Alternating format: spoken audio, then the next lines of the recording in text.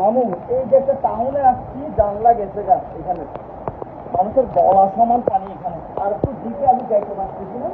Building এ যারা আছে আর এখানে স্রোতের ফ্লোটা সব মিলাই আমি ওই সকল সুশীল মানুষদের উদ্দেশ্যে বার্তাটা আমি এখানে স্বয়ং দাঁড়াই দিচ্ছি। আপনারা কাউকে মোটিভেট করতে না পারলেও কাউকে ডিমোটিভেট করিয়েন না। যারা ফান্ডিং কালেক্ট করে এখানে আসতে যাচ্ছে, দারাজ করিম বেরোইছে, এই করিম বেরোইছে, এগুলো এখন করার সময় নাই। পারলে দারাজ করিমকে অনুরোধ করেন, আপনারা এই যে যারা মানবতার কাজ করে আছে তাদেরকে মানবতার কাজ করার জন্য আহ্বান জানান।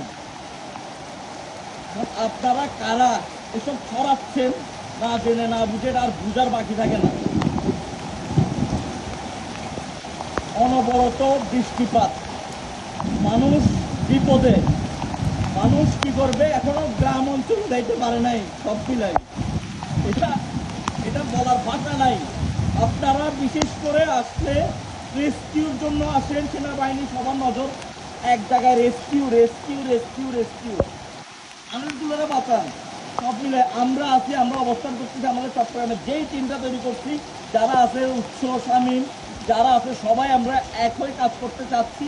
আমাদের যারা ফান্ডিং কালেক্ট করতেছে, এটা হয়তো আমরা আমাদের পরবর্তী সিচুয়েশন যদি স্বাভাবিক হয়, কিন্তু এখন সর্বপ্রথম গুরুত্বপূর্ণ হচ্ছে যে মানুষগুলোকে উদ্ধার করা, মানুষগুলোকে বাঁচানো, আর কিচ্ছু না, আর কিচ্ছু না। বজ্রপাত হচ্ছে।